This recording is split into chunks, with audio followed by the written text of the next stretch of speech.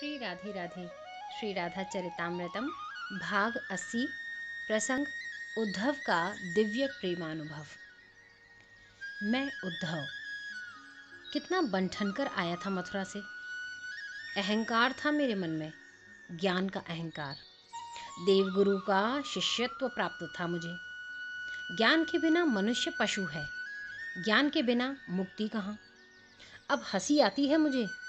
प्रेम के संबंध में मैंने कभी सोचा भी नहीं। हाँ, सोचता भी कैसे।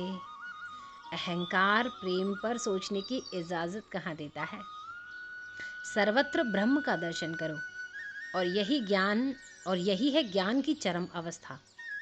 मैं देवगुरु का शिष्य होकर भी ज्ञान के चरम पर नहीं पहुंच पाया था, पर मेरे नाथ ने मुझ पर कृपा कर यहाँ भेज दिया। ठीक ही किया। वे मेरा हित अनहित सब जानते हैं। अद्भुत है ये श्रीधाम, और अद्भुत हैं यहाँ के लोग। मेरी सद्गुरुदेव श्री राधा रानी है। हाँ, मैंने कल से ही उन्हें अपनी गुरु मान लिया है, और देवगुरु भी मेरे इस निर्णय से प्रसन्न ही होंगे। उन्हें भी कहाँ प्राप्त हुए होंगे ये चारु चरण। श्री राधा रानी के पीछे पीछे चल रहे हैं उद्धव। उनके बन रहे चरण चिन्हों को बचाते हुए चल रहे हैं। मेरे ऊपर कृपा की है मेरी गुरुदेव श्री राधा रानी ने। मुझे संपूर्ण ब्रज भूमि के दर्शन करने हैं अब। पर उद्धव, 1-2 दिन में ये संभव नहीं है। संपूर्ण ब्रज की लीला स्थली का दर्शन करना है तो कुछ मास यहीं वास करना पड़ेगा। मेरी श्री राधा रानी ने पीछे मुड़कर मुझे कहा था। अब मुझे जल्दी नहीं है। मुझे जो पाना था मैंने उसे पा लिया। अब तो मुझे आनंद से लीला स्थलियों का दर्शन कर जीवन को प्रेम तत्व में समर्पित कर देना है। फिर ठीक है, श्री राधा रानी ने कहा, और अपने महल की सीढ़ियों में चढ़ने लगी। मुझे रोमांच हो रहा था उन महल की सीढ़ियों को चढ़ते हुए। ये बरसाना है, मेरी स्वामिनी बोली थी। ओह, ये बरसाना है। मैं उन सीढ़ियों पर ही लेटकर प्रणाम करने लगा। यहाँ के कण कण से राधा राधा राधा यही नाम गूंज रहा था। हे वज्रनाभ, उद्धव जी बरसाने आ गए थे। अब उन्हें संपूर्ण ब्रजमंडल भ्रमण करना था। जो जो लीलाएं जहाँ जहाँ की हैं उनके प्राण धन ने उन स्थलियों के दर्शन करने थे। सो श्री राधा जी और उनकी सखियां उद्धव को बरसाने ले आईं। महल के ही अत्यंत निकट एक बाग था, श्री राधा बाग। ये बाग श्री राधा रानी की क्रीड़ा स्थली थी। यमुना यहीं से बहती थी। बड़े सुंदर सुंदर वृक्ष थे, लताएं थीं। वहाँ रंग बिरंगे पक्षी भी थे। उस बाग के मध्य में एक सुंदर सा भवन था। मेरे ऊपर कितनी कृपा की थी इन आह्लादिनी स्वामी ने। उसी भवन में मुझे ठहराया। ये कृष्ण सखा हैं, श्री राधा रानी के माता पिता। वो भी मुझसे मिलने आ गए थे बाग में ही। तब मेरा परिचय दिया था श्री जी ने। मैंने उठकर उनके चरण छूने चाहे, पर कहाँ मुझे चरण छूने देते। उन्होंने मुझे उठाकर अपने हृदय से लगा लिया था। श्री वृषभान जी ने। बिल्कुल कन्हैया जैसा है ना, माँ कीर्ति रानी ने कहा। कब आएगा कन्हई, आएगा ना। कीर्ति रानी कितनी भावुक हो गई थी। बेचारे नंदराय, बेचारी यशोदा जी, उनका दुख अब हमसे देखा नहीं जाता।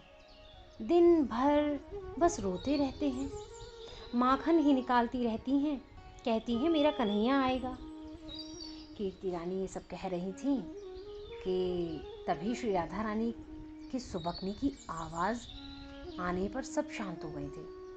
धीरे से बोली कीर्ति रानी, कृष्ण सखा, किसके दुख को गाऊं। घर में हमारी लाली दिन भर रोती रहती है, उन्माद चढ़ा रहता है। पर श्री राधा रानी को सामने देखते ही कीर्ति रानी चुप हो गई। थक गए होगे कृष्ण सखे, ये भोजन है, कुछ खाकर सो जाओ। ललिता सखी भोजन ले आई थी। श्री वृषभान जी ने भोजन करके विश्राम करने को कहा। उद्धव से विदा लेकर महल में चले गए। श्री राधा रानी के साथ अष्ट सखियां भी थीं। उन्होंने भोजन कराया उद्धव को। श्री राधा रानी देखती रही। हाथ धुलाकर सखियां जाने लगीं तो श्री राधा रानी ने कहा, उद्धव, यही बरसाना है। मैं जब नंदगांव नहीं जाती थी तो वे यहाँ आ जाते थे। उधर देखो, उस यमुना के घाट पर नित्य शाम को हम मिलते थे। वो देखो साकरी खोर, मैंने बहुत जिद की थी कि मैं माखन बेचने जाऊंगी। मेरे बाबा और मेरी मैया नहीं माने। उनका कहना था कि बरसाने के अधिपति वृषभान की बेटी माखन बेचने जाएगी। पर मेरे भैया श्री रामा ने मेरा बहुत साथ दिया। उन्होंने ही मेरी मैया और बाबा को समझा बुझाकर मुझे माखन बेचने जाने देने की आज्ञा दिलवाई। मैं बहुत खुश थी। मेरा प्रयोजन माखन बेचना थोड़े था, मुझे तो नित्य श्याम सुंदर के दर्शन करने थे। पर ये कहते हुए श्री राधा रानी हंसी, खूब हंसी। साकरी खोर, इसी साकरी खोर में प्रथम दिन ही मेरी मटकी फोड़ दी थी उसने। मेरी सब सखियां बहुत दुखी हो गई थी, बस मैं ही बहुत प्रसन्न थी। मैं उस दिन बहुत आनंदित रही। फिर तो नित्य का ही ये नियम बन गया था। श्याम सुंदर को देखे बिना चैन कहाँ मिलता। उद्धव, पहली बार जब मैंने उन्हें देखा था ना, उन्मादनी तो मैं तभी हो गई थी। मैं शुरू से ही ऐसी पगली हूँ। एक दिन कुंजों में हम दोनों बैठे थे, मैं उनकी बाहों में थी। वे मुझे निहारते ही जा रहे थे, पर पता नहीं मुझे क्या हुआ, मैं चिल्ला पड़ी, हे श्याम सुंदर कहाँ गए? मेरी बाहों में वे थे, पर मुझे लग रहा था कि वे मुझसे दूर चले गए हैं। पर आज श्री राधा रानी कहती हैं, आज मुझे लगता है आज वे मेरे पास हैं, वे मेरी बाहों में हैं। अब चलें स्वामिनी जू, ललिता सखी ने श्री राधा रानी से कहा। उद्धव, मेरा उन्माद इन मेरी प्यारी सखियों को कितना कष्ट देता होगा। ये बहुत स्नेहमयी हैं, मेरे लिए वन में भटकती रहती हैं, मेरे साथ अंधेरी रात में भी कहीं भी चल देती हैं, रात रात भर सोती नहीं हैं, मेरा ख्याल रखती हैं। ओह, मैं इन्हें क्या सुख दे पाऊंगी? मैंने इन्हें भी सदैव कष्ट ही दिया है, मैंने सबको कष्ट ही तो दिया है, तभी मुझे छोड़कर चले गए मेरे कृष्ण। बहुत मानिनी हो गई थी मैं। अपने श्याम सुंदर को भी मैंने बहुत दुखी किया। मैं जिद्दी, वे सरल। कितना हाहा खाते थे, मेरे पाँव तक दबाते थे वे। ओह, ठीक किया उन्होंने जो मुझ जैसी को छोड़कर चले गए। इतना कहते हुए हा कृष्ण, ये शब्द श्री राधा रानी के मुख से निकला और वे मूर्छित ही हो गईं। सखियों ने उन्हें संभाला और महल में ले गईं। श्री राधा रानी के चरण की धूल उद्धव ने अपने माथे से लगाई। यमुना के किनारे आकर बैठ गए। रात्रि घनी हो रही थी। चिंतन करते हैं उद्धव, प्रेम का साकार रूप है श्री राधा रानी। उनके मुखारविंद से जो भी प्रकट होता है वह प्रेम के सूत्र हैं, सिद्धांत हैं। आहा प्रेम। उद्धव रात्रि में बरसाने यमुना के किनारे बैठकर चिंतन कर रहे हैं। यहाँ के परमाणु में बहुत कुछ है। प्रेम सहज है यहाँ के वातावरण में। संयोग में वियोग और वियोग में संयोग, ये प्रेम की अनुभूति है। उद्धव चिंतन करते हैं जो जो श्री राधा रानी अभी कहकर गई हैं। जब श्याम मेरी बाहों में थे तब लगता था कि वे कहीं चले न जाएं। आज वे चले गए तो लगता है यहीं कहीं है। ये अभी अभी कहकर गई श्री राधिका जी। प्रेम की स्थिति विलक्षण है। प्रेम को इतना सरल नहीं समझना है। मैं उद्धव जितना सरल समझता हूँ उतना सरल है कहाँ।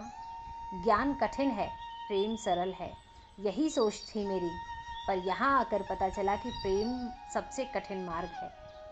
अपने आप को बर्बाद करके चलना पड़ता है इस मार्ग में, अपने मैं को बिना मिटाए।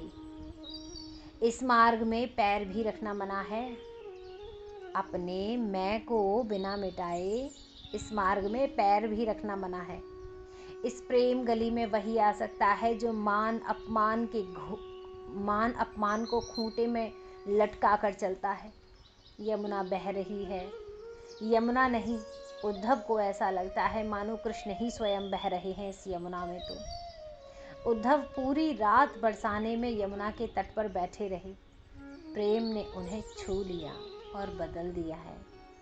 हे वज्रनाभ, उद्धव 6 महीने तक वृंदावन में ही रहे। कभी बरसाने रहे, कभी नंदगांव, कभी गोवर्धन। इस तरह से पूर्ण प्रेमी उद्धव बन गए थे। प्रेम है ही ऐसा तत्व। जय जय श्री राधे श्याम।